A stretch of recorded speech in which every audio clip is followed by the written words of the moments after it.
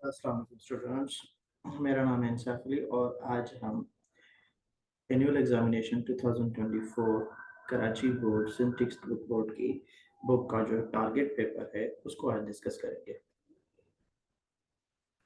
और ये target paper हमने क्लास इंटरमीडिएट पार्ट 2 यानी कि जिसे हम सेकंड ईयर कहते हैं उसका जो है ना ये पास पेपर है और टारगेट पेपर है। इसको हम गैस पेपर भी कह सकते हैं। सबसे पहले मैं स्टार्ट करने से पहले आप लोगों से एक चीज़ क्लियर करना चाहूँगा कि ये जो गेस पेपर होता है या टारगेट पेपर होता है, ये सिर्फ़ और सिर्फ़ क्या करता है, आपकी स्टडी जो होती है उसको फ़िल्टर करता है। इट मीन्स कि आपने बाकी सारे बुक, बाकी सारे नोट्स, बाकी सारी डेटा जितनी भी है उसको छोड़कर इसको जो है ना आप लोगों ने तैयार करना है। और एक अच्छे टारगेट पेपर की एक ख़ासियत होती है कि वो टारगेट पेपर क्या करता है, वो एरियाज़ को कवर करता है। किससे करता है? एरियाज़ को कवर करता है। फॉर एग्ज़ाम्पल एक सवाल में 2 से 3 एरियाज़ कवर हो जाती हैं। जब स्टूडेंट मिसाल के तौर पर कोई भी एक ऐसा सवाल याद करेगा तो उसको आगे क्या होता है फॉर एग्ज़ाम्पल कि एक सवाल में कि एक सवाल पूछा जाता है, एक पार्ट पूछा जाता है तो वो सिर्फ़ उस एक का जवाब लिखेगा, ठीक है? तो इस गेस पेपर या टारगेट पेपर का जो मेन मकसद है दैट इज़ एक्सट्रैक्शन, ठीक है? पेपर तकरीबन इससे रिलेट होता है, लेकिन हर दफ़ा 100% इससे रिलेट होना ये तय नहीं होता, ठीक है? तो आज हम अपनी जो क्लास सेकंड ईयर है उसके इंग्लिश के पेपर को जो है हम डिस्कस करने जा रहे हैं। ठीक। इस इंग्लिश के पेपर को जो डिवाइड किया गया है वो 3 मेन सेक्शंस में डिवाइड किया गया है। जो सबसे पहला सेक्शन है वो है एमसीक्यूज़। एमसीक्यूज़ 20 मार्क्स का होता है, फिर सेक्शन 20 40, सेक्शन बी जो है वो भी 40 मार्क का होता है और सेक्शन सी भी 40 मार्क का होता है। तो हम हर सेक्शन को उसके प्रोस्पेक्ट्स एंड कॉन्सिक्वेंसेस को जो भी फॉर एग्ज़ाम्पल उसकी लिमिटेशंस है सबको जो है ना हम वन बाय वन डिस्कस करते हैं। ठीक है, तो सबसे पहले जो है मल्टीपल चॉइस क्वेश्चन। इस मल्टीपल चॉइस क्वेश्चन का गेस लगाना बिल्कुल भी मिसाल के तौर पर इम्पॉसिबल नहीं है। रीज़न उसका ये है कि इसमें 20 एमसीक्यूज़ हैं एंड डेटा बहुत ज़्यादा होती है, ठीक है? तो इसके लिए क्या है कि आपने पर्टिकुलर एरियाज़ जैसे पोएम्स के नेम्स आपने याद रखने हैं, उनकी पोएट्री किसने लिखी है। फॉर एग्ज़ाम्पल नावल जो है आपका, उसका टाइटल क्या है, नावल लिखा किसने है, उसका ऑथर या राइटर उसका कौन है, ठीक है? किस ईयर में लिखा गया, ये चीज़ें याद रखनी है। इस तरीके से जो इम्पोर्टेंट डेट्स हैं लेसन्स के अंदर, ठीक है? उनको आपने याद रखना है। उसके बाद है जो कैरेक्टर्स इन द प्ले, ठीक है? कि कौन-सा कैरेक्टर, कौन-सी जगह, ठीक है? जो प्ले है उसकी सेटिंग, सेटिंग का मतलब क्या होता है कि उसकी जो टाइम है वो क्या है और प्लेस, वो प्ले किस जगह पर मतलब कि किस जगह के बारे में बता रहा है। और उसके अलावा जो ग्रामर है उसके उसके जो है ना एमसीक्यूज़ इसमें आ सकते हैं। ग्रामर बहुत कम आती है, जो मोस्टली एमसीक्यूज़ आते हैं वो आपके टेक्स्ट में से ही आते हैं, ठीक है?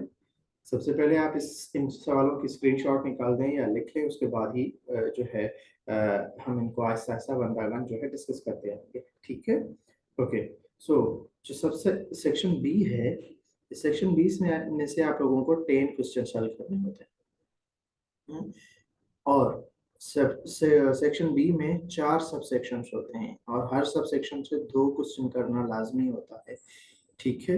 तो बाकी जो 4 ये 4 के हिसाब से ये टोटल 8 सवाल हो जाएँगे, तो बाकी जो 2 हैं, वो इन 4 सब सेक्शंस में से किसी भी सेक्शन के सवाल कर सकते हैं।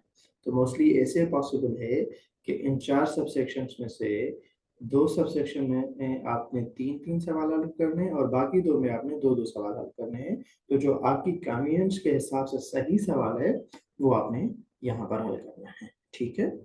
सो सबसेक्शन 1 जो है वो है रीडिंग कॉम्प्रिहेंशन। रीडिंग कॉम्प्रिहेंशन यानी कि जो आपने लेसन्स पढ़े हैं रीडिंग बुक, ठीक है? ये जो है वहाँ से आपको इसका क्वेश्चन आएगा। एक बात ध्यान में रखें कि हर सवाल के बाद एक रीडिंग कॉम्प्रिहेंशन एंड प्रेसी राइटिंग का सवाल बुक में मौजूद है एक्सरसाइज। लेकिन ये जो रीडिंग कॉम्प्रिहेंशन है मीन्स द पैसेजेस जो टेक्स्ट आपने बुक में पढ़ी है, उनके जो सवाल वहाँ पर आपने लिखे हैं या याद किए हैं, तो ये उनके बारे में है। सबसे पहला सवाल है Give a brief character sketch of the killer from the text 20 minutes with Mrs. O'Connor. ठीक है, जो 20 मिनट्स विद मिसेस ओकंटव है उसमें जो किलर के बारे में एक जो वर्बली डिस्कशन होती है, तो उसका जो स्केच है ना वो आप लोगों ने बताना है। क्या बताना है कि जो किलर है उन उस कन्वर्सेशन में मिस्टर मिसेस ओकंटव की और उस पर्सन की कन्वर्सेशन में जो किलर के बारे में बताया गया है, उसकी अपीयरेंस कैसी है, उसके एटीट्यूड के बारे में, उसके जो बिहेवियर है उसके बारे में, तो ये सारी चीज़ें जो है ना आप लोगों ने मतलब कि वो किलर के बारे में जो है ना वो यहाँ पर नोट डाउन करनी है। इसका मतलब है कि एक शार्ट डिस्क्रिप्टिव आपने नोट लिखना है जिसमें वो किलर की जो एट्रीब्यूट्स हैं उनको बताएं। ये ज़हन में रखें कि इसमें क्या है, डिस्क्रिप्टिव है, यानी कि आपको कंटेंट यानी कि उसकी नॉलेज देना लाजमी है। उसके अलावा क्या है, second question, discuss the role of suitcase in taking revenge and whose suitcase it was. जो सूटकेस था मिसेस ओगंटक का, उसके ऊपर जो टाइटल का टैग लगा होता है उसकी वजह से जो है ना उसे पहचाना जाता है, क्योंकि जो रिवेंज लेने आए होते हैं पर्सन वो मिसेस ओगंटक को ही ढूंढ रहे होते हैं। ठीक है, तो ये दो सवाल पहले क्वेश्चन में से इम्पोर्टेंट, पहले टेक्स्ट में से इम्पोर्टेंट है। उसके बाद है why does Bertrand Russell consider it useless to resist industrialisation. Bernard Russell के मौजूद इंडस्ट्रियलाइजेशन को रोकना यूजलेस क्यों है, उसकी रेजिस्टेंस करना यूजलेस क्यों है, तो मतलब कि जो बर्टनार्ड रसल का पर्सपेक्टिव है for the resistance of the industrialisation, आपने वो यहाँ पर नोट करना है। तो उसका क्या नोट करना है आपने, उसका पर्सपेक्टिव के वो आखिर ये क्यों चाहते हैं, जैसे नजरिया होता है ना हर शख्स का, तो ये वही चीज है। ओके, उसके बाद what do you understand by the term the spinning wheel. Was Gandhi remained successful in restoring the spinning wheel? Spinning wheel के बारे में क्या जानते हैं? क्या गांधी यानी कि महात्मा गांधी वो कामयाब रहे इस स्पिनिंग व्हील को रिस्टोर करने में या नहीं? ओके, उसके बाद है अगला सवाल, how did lieutenant colonel behave in the story the day the dam broke. The day the dam broke में जो बिहेवियर था किसका, लेफ्टिनेंट कर्नल का, वो क्या था? ठीक है, उस बिहेवियर को आपने डिस्क्राइब करना है। तो यहाँ पर भी आपको क्या कहते हैं, आप लोगों ने एक शॉर्ट पैराग्राफ लिखना है। ठीक है, ये पैराग्राफ इतना लेंथी नहीं होना चाहिए, ये 5 to 6 सेंटेंसेस में भी आप कवर कर सकते हैं इसको। जो है ना मिनिमम 5 सेंटेंसेस में आपने कवर करना है, क्योंकि इसमें एक डिटेल चाहिए होती है, वो डिटेल देना लाजमी है। उसके बाद सिक्स क्वेश्चन है कि what is the main theme of the lesson entitled the day the dam broke. The day the dam broke जी के जो दो तीन रीजंस हैं, यानी कि मिसअंडरस्टैंडिंग की वजह से इतना सारा जो क्या कहते हैं अपना एक केओस पैदा हो गया, तो उस पूरे लेसन से, उस पूरी स्टोरी से क्या मेन थीम निकल रहा है, तो यहाँ पर वो थीम बताना है। Okay, now question number 7, what do you know about Liaquat Ali Khan with special reference to his speech under the subject Pakistan and the Modern World। जो एक lesson Pakistan and modern world है उसके आकर हैं लियाकत अली खान, तो it means के लियाकत अली खान का क्या पर्सपेक्टिव था। एक सवाल जैसे पीछे हमने पढ़ा कि पर्सपेक्टिव क्या था, तो सिमिलरली यहाँ पर भी उसी टाइप का आंसर आपने लिखना है। Liaquat Ali Khan Pakistan and modern world इन्होंने जो लिखा है इसे, तो इस हिसाब से उनका पर्सपेक्टिव क्या है, वो आखिर कहना क्या चाहते हैं in simple words. Question number 8 है what is the main difference sorry what main difference did Liaquat Ali Khan point out, क्या मेन डिफरेंस पॉइंट आउट किया था लियाकत अली खान ने किसके दरमियान, Muslims and Hindus beliefs and attitudes in his speech. Muslim और Hindus के जो बिलीव्स थे और उनके जो एटीट्यूड्स थे, लियाकत अली खान ने उनके बीच में क्या पॉइंट आउट किया।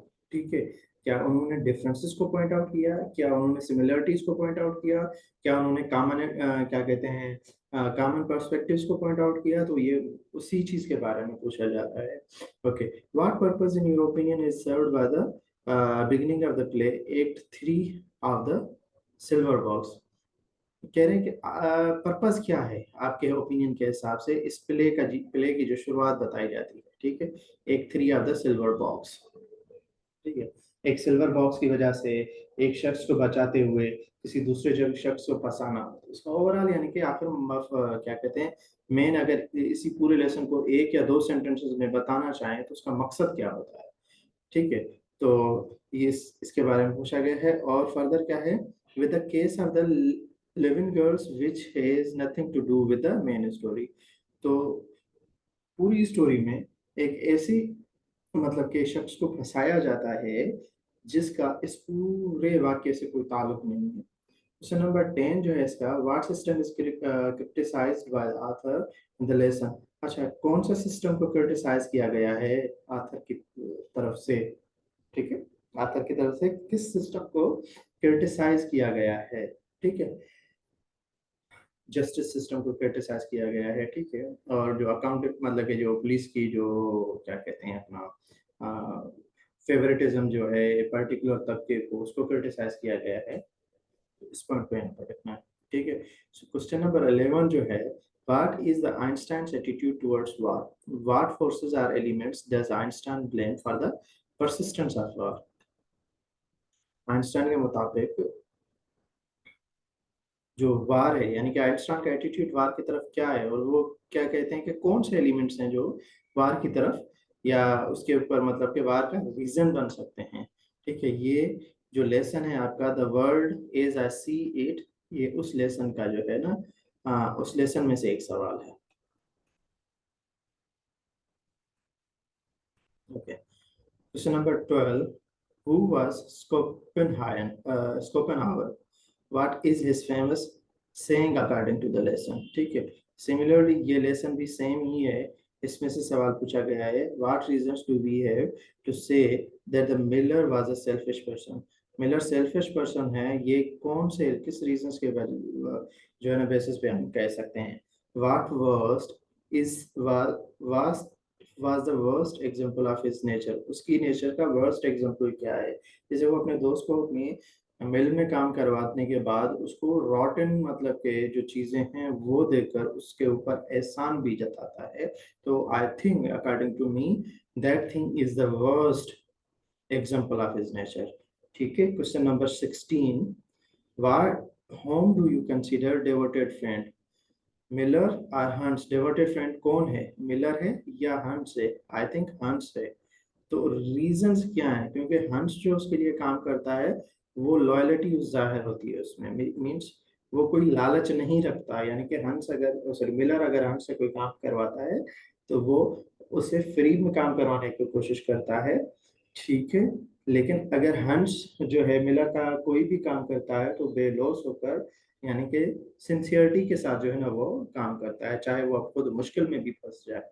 एक एग्जांपल ऐसा भी है जिसमें हंस वो मुश्किल में फंस जाता है, लेकिन मिलर कहता है, मिलर मतलब कि उसके ऊपर एक ब्लेम देता है। तो जो लॉयलिटी है according to the lesson and according to me, वो क्या है कि Hans is the devoted friend. Question number 17, how long did the panic last and how was the order restored. ये सेम लेसन जो है the day the dam broke से है। ये जो पैनिक है वो कितनी देर चला और सिचुएशंस को कैसे रिस्टोर किया गया। ठीक है, what is the democracy in its merits, state your answer. ये सेम लेसन जो the word as I see it से निकला है, तो इसमें क्या बताया गया है, क्या पूछा गया है कि डेमोक्रेसी क्या है और उसकी मेरिट्स क्या है। इसके आंसर्स को with reference to this lesson जो है ना आपने बताना है। क्वेश्चन नंबर 19 क्या है, write the importance of the both suitcases discussed in the play, 20 minutes with Mrs ओकंडा। ठीक है, सॉरी स्पेलिंग के लिए। 20 मिनट्स विद मिसेस ओकंडा के साथ के जो मतलब के लेसन है, इसमें जो सूट केसेस हैं इनकी इंपॉर्टेंस क्या है। एक सूट के केस पे टैग लगा होता है। ठीक है, okay, what concept of freedom is highlighted in the speech delivered by Liaquat Ali Khan. Liaquat Ali Khan ने जो स्पीच डिलीवर की है उसमें एक फ्रीडम की बात की गई है, तो वो किस किस्म का फ्रीडम है। तो हमने क्या करना है, उस फ्रीडम के ऊपर एक नोट लिखना है। ठीक है, फर्दर चलते हैं subsection 2, that should have been poetry but I have written over here novel। इस नावल के भी जो है ना बहुत सारे सवाल आते हैं, लेकिन हमने सारे सवाल नहीं करने। ठीक है, सो इसमें Rupert is a really daredevil comment. Rupert, ये एक स्टेटमेंट निकाली गई है पैसेज में से। आपने क्या करना है, इस स्टेटमेंट को अभी ढूंढना है और आपने एक रेफरेंस, जैसे एक्सप्लेनेशन लिखते हैं ना, रेफरेंस टू कॉन्टेक्स्ट, तो सबसे पहले आपने रेफरेंस बताना है और उसके अलावा कॉन्टेक्स्ट बताना है कि ये लाइन कब बोली गई, किसने बोली। उसके बाद इसको एक्सप्लेन करना है। वो जो एक्सप्लेनेशन होती है ना, वो एक्चुअली कमेंट होता है। ठीक है, वहां पर एक्सप्लेनेशन नहीं, आप डिस्कशन लिख सकते हैं या कमेंट लिख सकते हैं। ठीक है, तो ये बात क्यों, कौन कहता है और किस लिए कहता है और क्यों कहता है। उसके बाद क्वेश्चन नंबर 2 है, who persuaded Rudolf Rassendyll to impersonate the king and why. Rudolf Rassendyll किसको परसुएड करता है, परसुएड का मतलब कन्विंस करता है कि impersonate किया जाए किंग को, और क्यों। Describe the ceremony of the coronation taking place at the cathedral. Ceremony of coronation क्या होता है, जिसे हम उर्दू में ताजपोशी कहते हैं। ठीक है, ताजपोशी की सेरेमनी क्या है, और जो कि कैथेड्रल में टेक प्लेस कर रही थी। यानी कि आपका जो लेसन है prisoner of Zenda, sorry novel है प्रिजनर ऑफ जेंडर, उसी को डिस्कस करना है। Why did Antonio de Morgan send a letter to Rudolf Rassendyll, describe the letter. आपने उस लेटर को डिस्क्राइब करना है और रीजन फॉर सेंडिंग, वो जो है ना आपने यहाँ पर वो भी पेश करना है। ठीक है, एंड वो जो लेटर है उसकी डिस्क्रिप्शन लिखनी है। तो ये दो चीजें इसमें पूछी गई हैं। What did Antoinette de Morgan tell Rudolf Rassendyll in the meeting with him at the summer house. Summer house में जो मीटिंग होती है उसमें जो है मॉर्गन ने रोजेंडाइल को क्या बताया। How did Rudolf Rassendyll escape from the summer house. तो समर हाउस से कैसे एस्केप हुए Rudolf Rassendyll. What arrangements did colonel Sapt and Fritz make for restoring the king's popularity among the people of Britannia. People of Britannia में king की जो पहचान थी, उसको किस तरीके से कर्नल सेफ्ट एंड फ्रिट्ज जो है ना क्या करते हैं, रिस्टोर करते हैं। ठीक है, ये एक इम्पोर्टेंट सवाल है। इसके बाद क्या है कि what does the Rudolf Rassendyll feel after the meeting with the princess Flavia in at the ball. अब देखें, ये कितने भी क्वेश्चंस हैं, आपने क्या करना है, एक बार इनकी प्रॉपर्टी समरी जो है वो डिस्कस करनी है। इसकी इसकी एक प्रॉपर्टी समरी डिस्कस करनी है, जैसे में एक थीम कंप्लीट आए, और उस थीम में अब देखें ना, कुछ यहाँ पर जो मैंने क्वेश्चंस लिखे हैं वो क्या होंगे, दूसरे क्वेश्चन के साथ मिलाएंगे। फॉर एग्जांपल, अब जैसे क्वेश्चन नंबर 15 से ऑनवर्ड देखें, who deserve to be the king of Britannia, justify your answer. ये सिंपल एक से दो सेंटेंसेस का है। And why does the mob Maiden De Morgan turn against the Black Michael. Black Michael के against जो है मेडनी डी मॉर्गन क्यों टर्न करते हैं। तो ये सिर्फ एक सेंटेंस का आंसर है। तो इन क्वेश्चंस को मतलब कि कवर अप करने के लिए आपको समरी को समझना लाजमी है। ओके, तो ये सब सेक्शन 2 भी यहाँ पर इसको जो है इस तरीके से आपने हल करना है। After that we have subsection 3। Subsection 3 जो है, हाँ, इसमें जो मोस्टली सवाल आते हैं, आ सकते हैं आपके पास, वो किस तरह क्या आएंगे कि themes of the poetries. Themes क्या होते हैं, 4 to 5 सेंटेंसेस में हर पोएट्री को की जो डिस्क्रिप्शन होती है ना, उसे थीम बोला जाता है। ठीक है, आप इसकी स्क्रीनशॉट ले सकते हैं या आप कॉपी में नोट कर सकते हैं इसको। ठीक है, अब इसमें भी इसी तरीके से जो क्वेश्चन हैं वो एक दूसरे से मिल रहे हैं, यानी कि वो उनको मिलाकर एक कॉमन आंसर बनाया जा सकता है। जैसे what is the central idea of the poem the seven ages of a man. Seven ages of a man का जो सेंट्रल आइडिया वो है, वो क्या है। अगर आपने ये सेंट्रल आइडिया फाइंड कर लिया तो क्वेश्चन नंबर 2 आपका ये हो जाएगा। सिमिलरली अगर मेन थीम या सेंट्रल आइडिया की जो है आप कर लेते हो, the man of the life of pride, अगर इसका ये सेंट्रल आइडिया या मेन थीम कर लेते हो, तो इसका जो 4th नंबर क्वेश्चन है, what is the heart of the of an upright man be गिल्टलेस।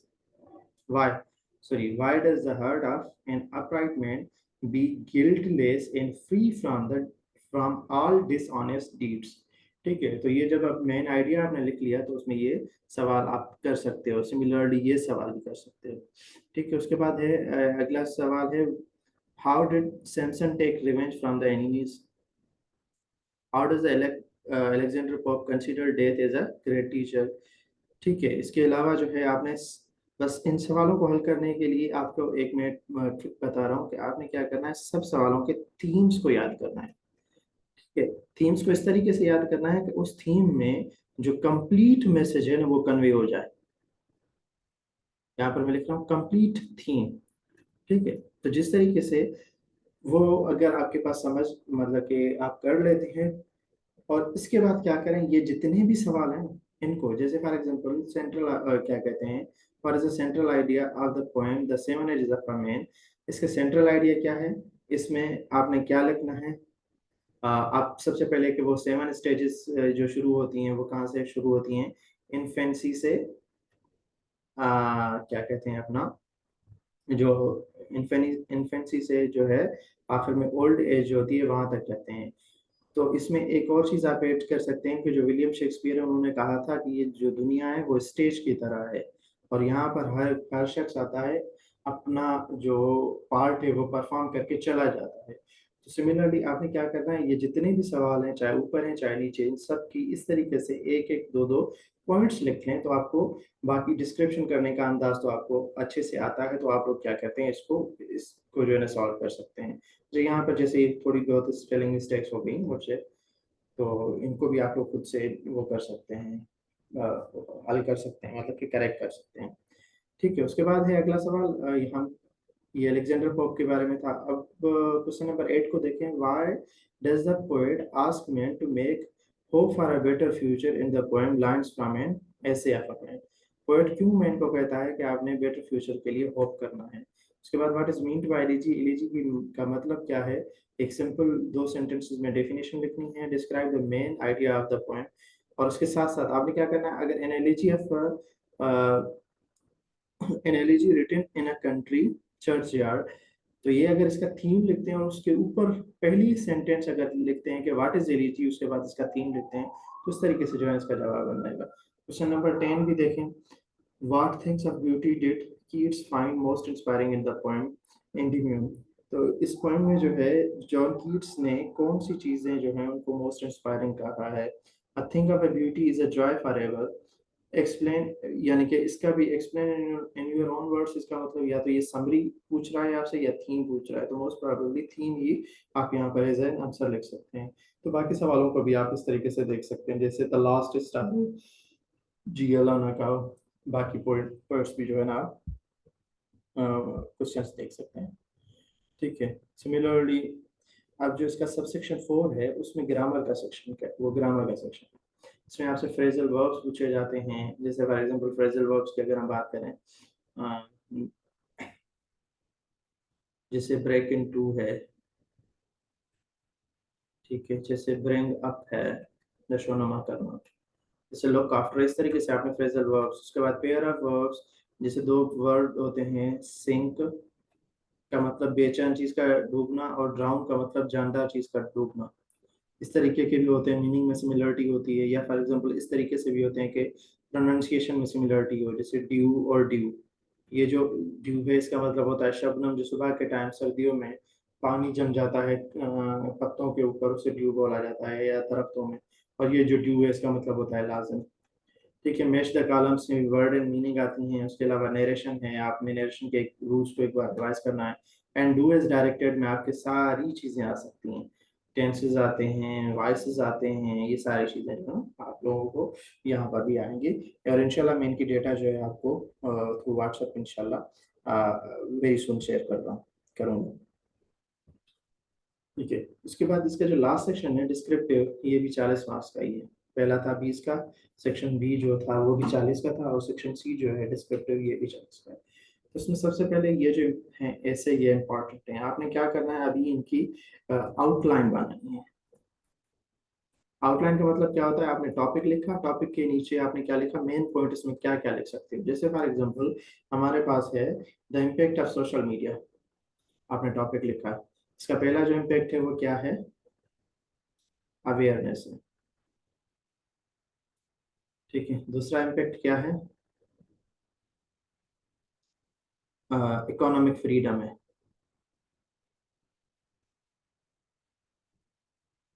तीसरा इम्पैक्ट क्या है, लर्निंग में पॉजिटिव इम्पैक्ट लिख रहा हूँ, आप लोग नेगेटिव इम्पैक्ट्स भी लिख सकते हैं, जो भी सवाल में, या दोनों भी आप साथ में लिख सकते हैं। बस ये डिसाइड करना है कि आप वहाँ पर टाइमली कंप्लीट कर पाएंगे या नहीं। उसके बाद character sketches from the novel, ठीक है। जैसे वहाँ पर रीडिंग कॉम्प्रिहेंशन सबसेक्शन 1 में सवाल पूछा गया था, draw the character sketch of the killer, ठीक है। तो इसी तरीके से यहाँ पर जो है ना, आप लोगों ने जो जितने करेक्टर्स हैं इसको क्या कहते हैं, नावल के प्रिजनर ऑफ जिंदा, जिसके नोट्स ऑलरेडी आपको प्रोवाइडेड हैं, तो आपने क्या करना है, इनके करेक्टर स्केचेस जो है ना आप लोगों ने, यानी कि इनको डिस्क्राइब करना है। इनकी अपीयरेंस कैसी थी, नंबर 1, प्लस इनको रोल क्या दिया गया था, नंबर 2, नंबर 3 इस इनका इम्पैक्ट, ये 3 चीजें अगर आप बताते हो ना, इम्पैक्ट का मतलब ये होता है कि फॉर एग्जांपल अगर कर्नल सेप्ट था, तो कर्नल सेप्ट का जो इम्पैक्ट था वो पूरी उसको जो है ना पॉजिटिव, सबसे best, one of the best impacts जो है ना, या one of the influential impacts हम कह सकते हैं। किसी शख्स की खोई हुई जो ट्रस्ट है, वैल्यू है, उसको रिस्टोर करना बहुत मतलब डिफिकल्ट होता है। तो कर्नल सेफ्ट और इन जो फ्रेड्स थे, वो दोनों इसमें कामयाब हो जाते हैं। प्रिंसेस फ्लेविया है, रुडोल्फ प्रेजेंटाइल है, ठीक है, ब्लैक माइकल है, जो कैरेक्टर्स मैंने नहीं लिखे उनको भी आपने यहाँ पर ऐड करके सबका एक जो है ना आपने आउटलाइन बनानी है। उसके बाद है critical appreciation of the points. Critical appreciation of the point का मतलब है कि your take on these points,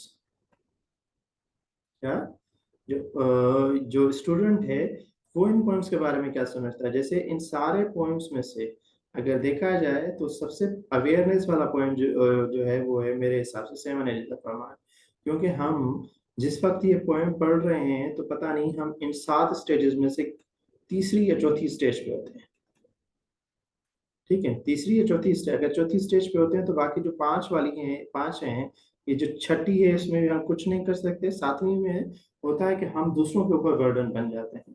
इस तरीके से जो आपके परसेप्शन डिफरेंट पॉइंट्स के बारे में क्या है, और ये जो आपके पास 6 पॉइंट्स हैं, ये बहुत इंपॉर्टेंट है, ठीक है। इसके अलावा आपका अगर कोई सवाल है तो आप मुझसे पूछ सकते हैं, otherwise thank you so much.